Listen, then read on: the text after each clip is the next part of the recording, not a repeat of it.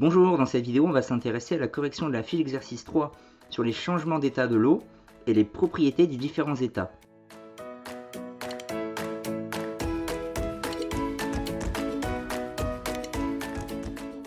Alors, on démarre avec un exercice 1 assez original justement.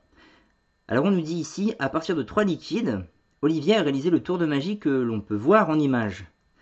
Décrivez précisément ce que l'on observe sur cette photo. Alors, on voit que cette photo est constituée en fait de 3 récipients, 3 verres, posés sur un support qui lui semble être horizontal.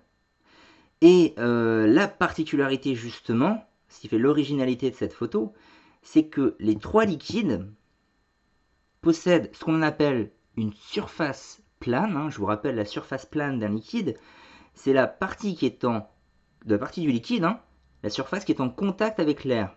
Et on sait, d'après la leçon, que la surface plane d'un liquide, elle doit être deux choses. Plane, donc c'est-à-dire qu'on peut prendre une règle pour la tracer, mais en plus, théoriquement, elle doit être horizontale. Alors là, on va décrire ce qu'on observe. On voit donc 3 verres remplis chacun d'un liquide coloré, mais dont la surface libre est plane, mais pas horizontale. Voilà ce qu'on écrit.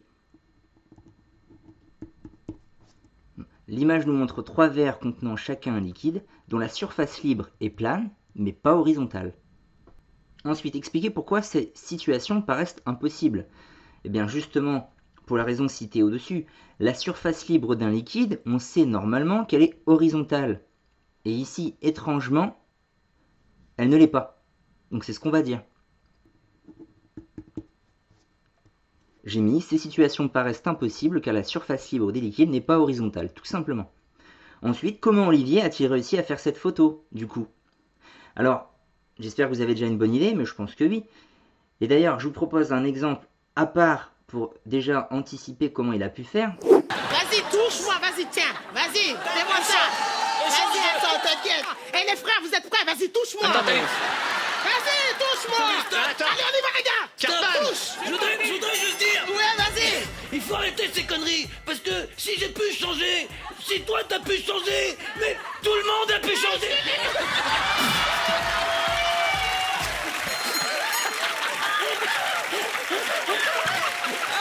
Mesdames et messieurs, Claudia Tagbo. Comment ils réalisent ce tour de magie justement eux-mêmes dans cette émission? Eh bien tout simplement parce qu'ils penchent le décor, oui, mais ils ont également penché la caméra. C'est grâce à ça que du coup le décor paraît lui droit puisqu'en fait il est incliné comme la caméra et que les personnages, les personnes qui sont elles normalement bien verticales, paraissent penchées. Bon il y a eu a priori le même principe qu'a utilisé Olivier ici. On peut imaginer en fait que les 3 verres, il les ait collés, fixés sur le support qui est ici, et qu'en fait, il ait incliné le support, et que l'appareil qui lui a permis de prendre cette photo était lui aussi incliné avec le même degré d'inclinaison, le même angle que le support. Ce qui a permis de donner l'illusion que les verres sont bien à l'horizontale, comme le support, et que la surface libre, elle est inclinée, alors qu'en réalité, je vais vous le montrer en image, c'est le support qui est incliné sur le sol, qui est droit, et que la surface libre des liquides est bien elle aussi horizontale. Mais on a triché en inclinant également l'appareil photo. Voilà, bon c'est ce qu'on va mettre, on va essayer de synthétiser tout ça. Donc j'ai mis, il a fixé les verres sur un support qu'il a incliné, en veillant à incliner avec le même angle l'appareil qui a pris la photo. On passe ensuite à l'exercice 2 plus facile, aussi également qui demande juste de maîtriser la leçon. Remets les étiquettes dans l'ordre pour former la bonne phrase. Alors on a le volume et au cours se conserve avec un point. Bon, c'est donc le dernier mot, enfin les deux derniers mots. D'un changement, la masse varie d'état. Il y a une majuscule ici. Bon, c'est donc le début de la phrase également. On peut déjà le faire. Il y avait beaucoup d'indices. Sans même réfléchir et comprendre les mots. Donc au cours de quoi? D'un changement d'état. Il n'y a pas d'autre possibilité.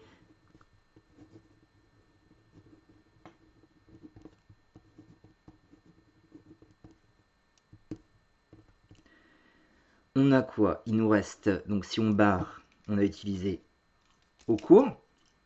On a utilisé d'un changement, on a utilisé d'état. On sait que se conserve, c'est la fin de notre phrase.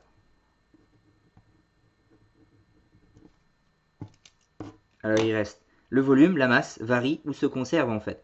Bon ben, il faut savoir, il faut se poser la question, est-ce que c'est la masse qui change quand Alors il faut se poser la question, est-ce que c'est la masse qui change lorsqu'une substance change d'état?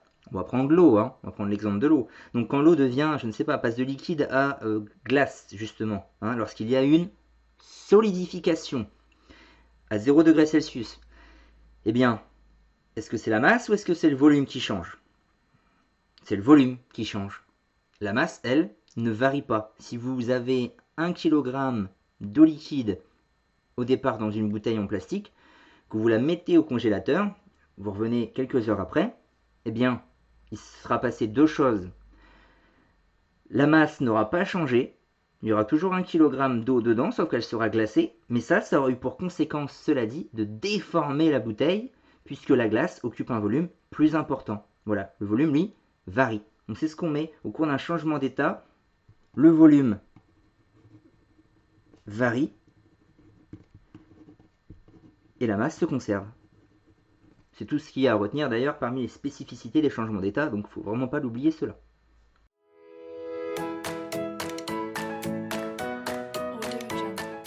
Exercice 3, très simple, application directe également de la leçon. Donc une boule bleue est censée représenter une molécule d'eau, même si vous avez plutôt déjà montré une autre représentation, plutôt en pensant à Mickey, hein, je vous rappelle, puisque en fait il y a 3 petites boules normalement pour la molécule d'eau. Mais vous verrez ça en détail plutôt l'année prochaine.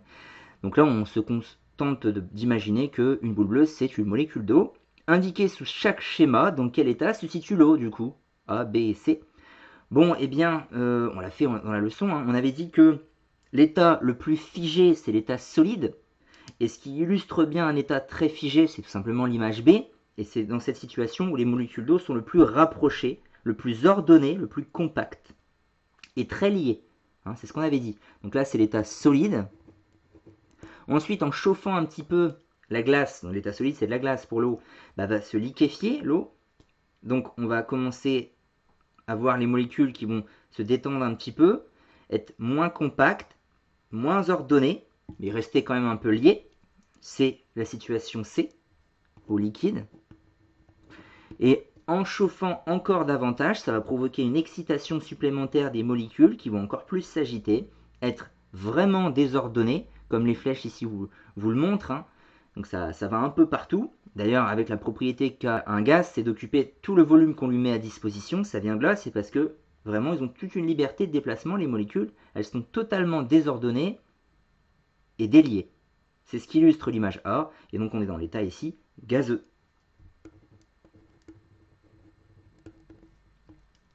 On termine avec l'exercice 4. Pour éviter que l'eau stagnante ne fasse éclater les tuyaux, il est conseillé de purger les canalisations extérieures avant l'hiver.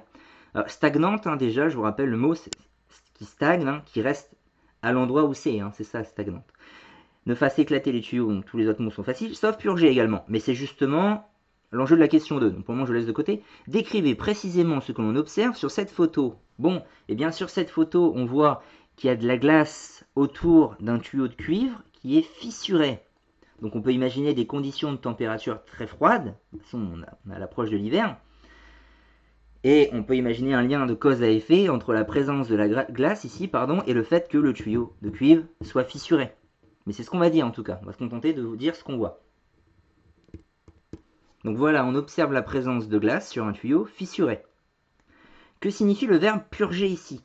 Bon, il y a plusieurs sens, mais scientifiquement, purger quelque chose en fait, c'est le vider de son contenu. C'est vider souvent un récipient de son contenu. Là, ça serait justement retirer l'eau qu'il y a à l'intérieur des tuyaux. C'est ce qu'on va dire. Bon, il y avait plein de phrases quand même proches de celle-ci ou autres, mais qui pouvaient correspondre à la bonne réponse. Moi, j'ai mis purger le tuyau signifie lui retirer l'eau qu'il contient, tout simplement. Et enfin, expliquer pourquoi l'eau stagnant dans les tuyaux peut les endommager lorsqu'ils gèlent. Ce qui a visiblement été le cas ici. Bon, bah là en fait, je vais me réappuyer sur un bout d'explication que j'ai tenu à l'exercice 2 en vous donnant l'exemple de la bouteille d'eau liquide que l'on place au congélateur. On a dit à ce moment-là, hein, et la phrase le disait, lorsque l'eau gèle, eh bien, le volume augmente. Bon, et bien là le problème c'est que généralement Lorsqu'un tuyau de cuivre est rempli d'eau, justement, il n'y a pas d'autre espace disponible à l'intérieur, il n'y a pas de vide d'air, c'est complètement rempli d'eau. Le problème, c'est que l'eau, quand elle glace, elle veut occuper un volume plus important que le tuyau ne lui offre pas. Pourquoi? Parce que contrairement quand même à la bouteille en plastique, le cuivre n'a pas un grand pouvoir de déformabilité. On ne peut pas facilement le déformer. Il est plutôt rigide, le tuyau. On parle plutôt de dilatation d'ailleurs des pièces. Donc il n'a pas un grand pouvoir de dilatation, contrairement au plastique. Et du coup, la conséquence, c'est que comme l'eau veut quand même à l'intérieur occuper un volume plus important, il y a un grand risque que les tuyaux se fissurent. Alors c'est ce qu'on va mettre.